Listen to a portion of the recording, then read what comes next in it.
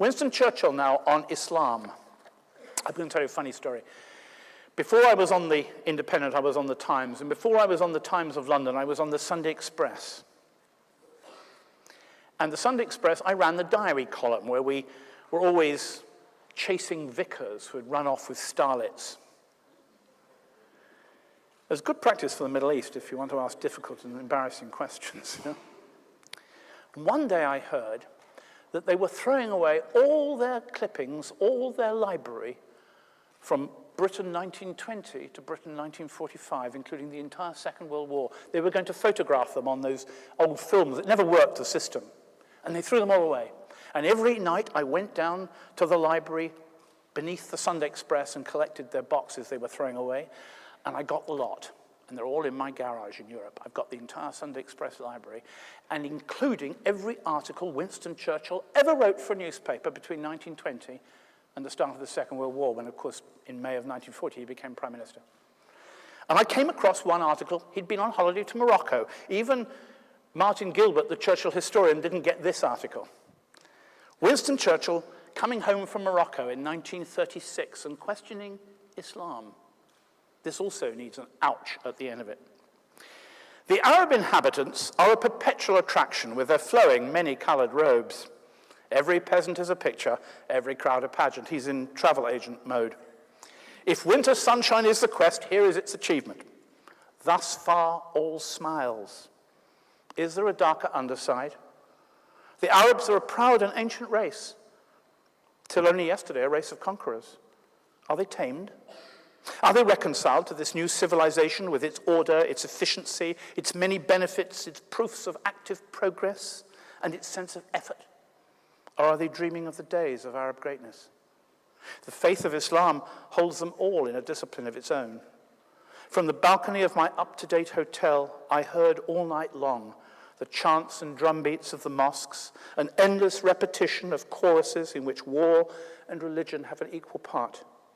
Who shall plumb the future? In 1936, Churchill knew something was coming. We didn't get in 46 or 56 or 66 or 76.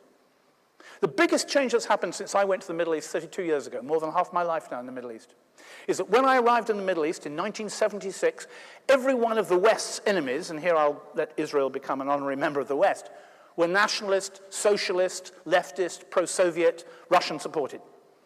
The Democratic Front for this, the Democratic Front for that, the Popular Front for this. Now today, every one of the West's enemies in the Middle East is Islamist. Hamas, Islamic Jihad in Iraq, Al-Qaeda in Iraq, Al-Qaeda in Afghanistan, Hezbollah. And we haven't realized it. Something has happened. Arabs particularly are no longer afraid.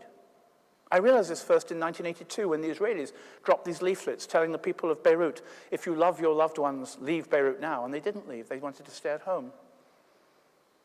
There was a little revolution went on there. They wouldn't obey anymore. And we don't realize this. And we still think that we're going to bomb and bomb and bomb our way to victory. I mentioned to you something just now about how Muslims would like freedom from us. They also would like justice. I went back, I don't use email and I don't use the internet, so all my files are on paper, but I went back through my files, and what was the last time we used the word justice about Southwest Asia? And I found the last time we used the word justice, it was an American airstrike on a village in western Iraq, and it was called Operation Infinite Justice. And that is not the justice which the people of the Middle East are looking for. Why is it that we always go with our guns? On Highway 8, which is south of Baghdad, I was investigating the murder of a Red Cross driver who was very savagely killed by insurgents. Don't have any illusions about the insurgents in Iraq. And as I was talking to an Iraqi family, whom I think had witnessed the murder, the ground began to shake under my feet. Tremblement de terre, I'm sure it's similar in Italian.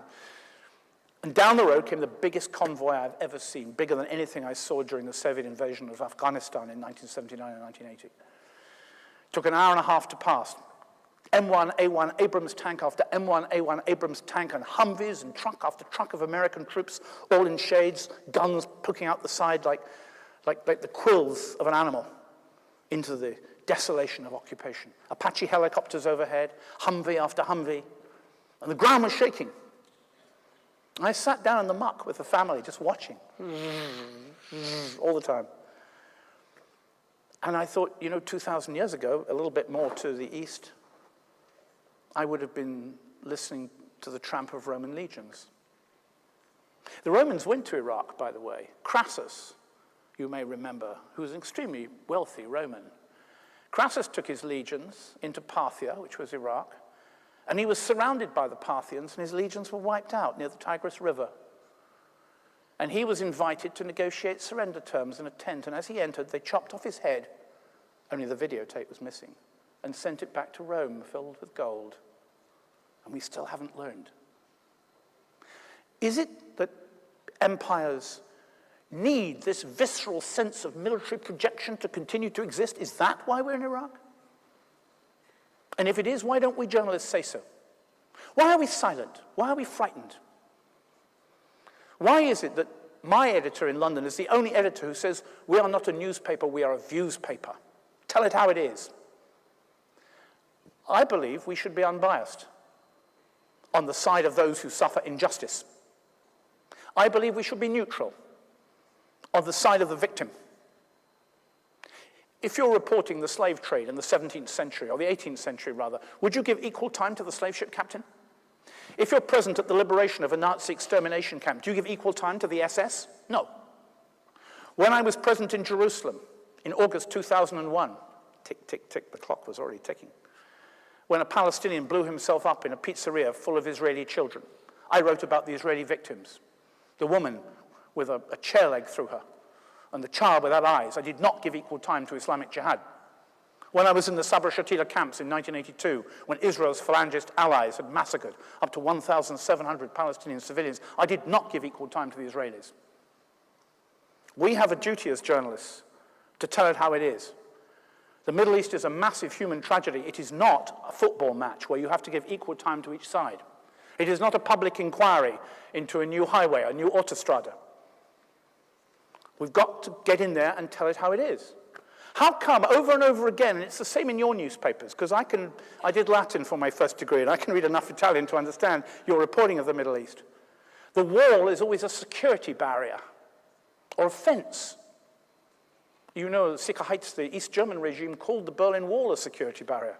But we call the wall a security barrier now. We don't say the occupied West Bank, occupado. We very often say it's disputed. You see. Now, I'm against all violence for any reason, ever, anywhere. But when you see a Palestinian throw a stone or shoot a gun, and you know that his land is occupied, and his land is being taken from him for illegal settlements, colonies, then you understand. But when you're told it's about a dispute, something you can solve over a cup of tea or a glass of water or in a court, when it's just about a fence or a security barrier, then the Palestinian is generically violent. He's an Untermenschen, you see. So by our reporting, and by our failure to show what war is like, we are lethal. We journalists, we are lethal. I tell you, if you saw what I see in war in the Middle East for 32 years, you would never, ever in your lives ever support a war. Because war is not primarily about victory and defeat. It is primarily about death and the infliction of death, and it represents the total failure of the human spirit. Now let me take you to Ramadi, Iraq. I'm going to quote to you now, at a little bit of length, 2 sections from a letter written by a US Army major who has given me permission to quote this to you. He's writing home to his father in the United States. He's in Ramadi, which is just near Fallujah. It's an area of great insurgency against the US forces. His job is to try and get the local people to have a democracy and rebuild their country, right? I don't agree with everything he says, but this guy has the eloquence of that wonderful English writer, Joseph Conrad. Just listen to the way he writes. We are trying to empower their police, the Iraqi police, to walk with our Marines. But there is something culturally childish in that understanding of basic Western governance and management that will require immeasurable education and probably several generations to overcome if they find it of any interest. That education is, of course, a choice that they have to make on their own. They are not our people. Our understanding of their tribal governance and its relationship to formal civic management is equally naive and charges our frustration. The problem now is that every inconvenience has become our responsibility.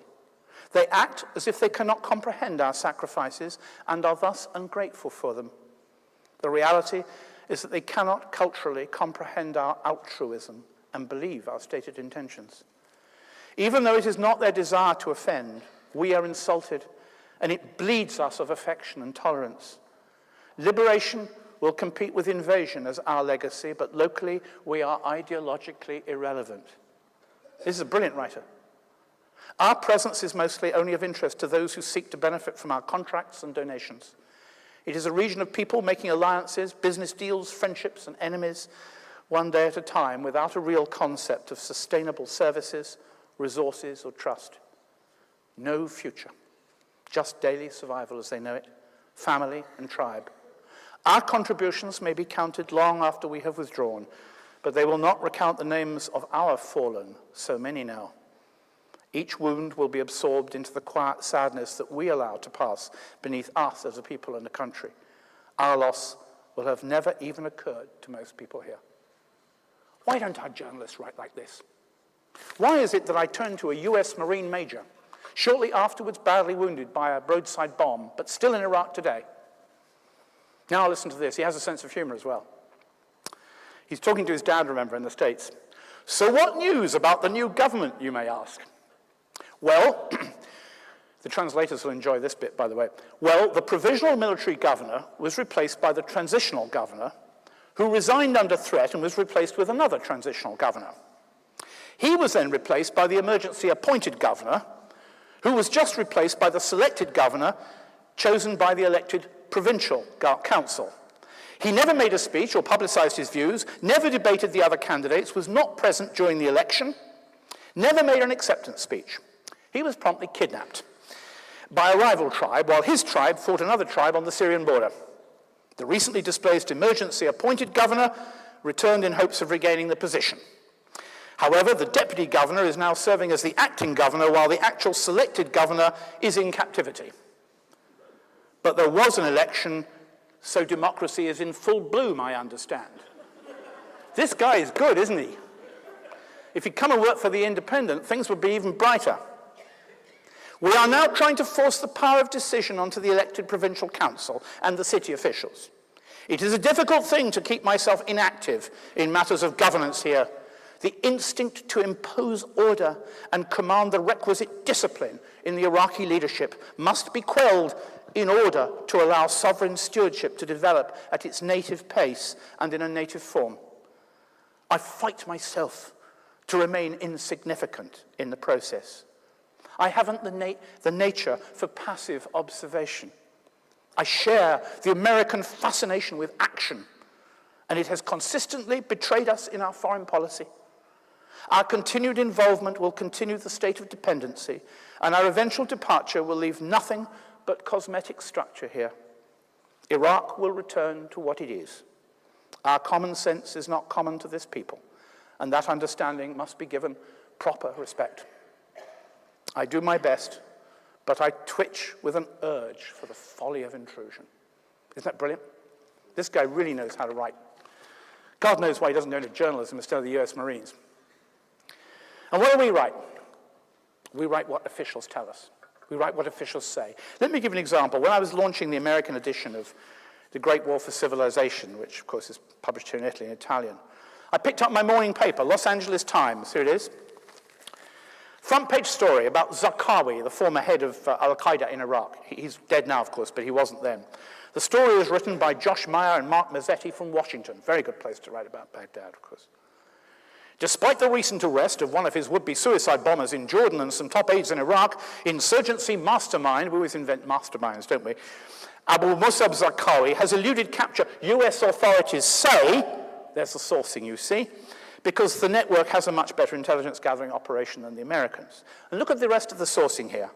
US officials said one US Justice Department counterterrorism official, officials said, US authorities say, US officials said, page A10, several US officials said, those officials said, the officials confirmed, American officials said, US officials stressed, US authorities believe, said one senior US intelligence official, US officials said, Jordanian officials said, we've got a slight variation there. Several US officials said, American officials said, officials say US officials said, one counterterrorism American official said.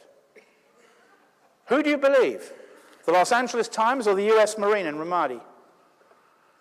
Soldiers understand what's going on out there, but we don't.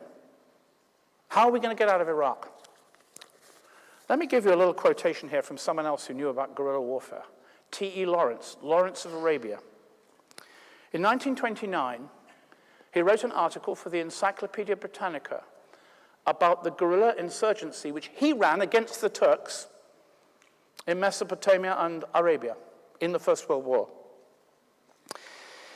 Suppose they were an influence, he's talking about the insurgents, a thing invulnerable, intangible, without front or back, drifting about like gas. Armies were like plants, immobile as a whole, firm-rooted, nourished through long stems to the head. The Arabs might be a vapor. Lawrence uses the horror of gas warfare, of course, because it had been used in the First World War. He said, to control the land they occupied, the Turks would have need of a fortified post every 4 square miles, and a post could not be less than 20 men. The Turks would need 600,000 men to meet the combined ill will of the local Arab people. They had 100,000 men available. The Americans have got 148,000 at the moment. The fortified posts, of course, prefigure Donald Rumsfeld's famous lily pads in Iraq, accurately predicting al-Qaeda's modern-day use of the internet. Lawrence wrote that the printing press is the greatest weapon in the armory of the modern guerrilla commander. For insurgents, battles are a mistake. Napoleon spoke in angry reaction against the excessive finesse of the 18th century, when most men almost forgot that war let you murder people. And Lawrence, realizing in his canny way that he was right, continued with these frightening predictions. 1929. Rebellion must have an unassailable base in the minds of men converted to its creed. It must have a sophisticated alien enemy in the form of a disciplined army of occupation, too small to fulfill the doctrine of acreage, too few to adjust number to space in order to dominate the area effectively from fortified posts. The insurgency must have a friendly population, not actively friendly, but sympathetic to the point of not betraying rebel movements to the enemy. Rebellions can be made by 2% active in a striking force and 98% passively sympathetic. Granted mobility, security, time, and doctrine, victory will rest with the insurgents, for the algebraical factors are in the end decisive, and against them perfection of means and spirit struggle quite in vain. He got it right. But we didn't read Lawrence of Arabia before we invaded Iraq in 2003. Even God didn't tell Tony Blair to read Lawrence of Arabia. Incredible. Why don't we do it?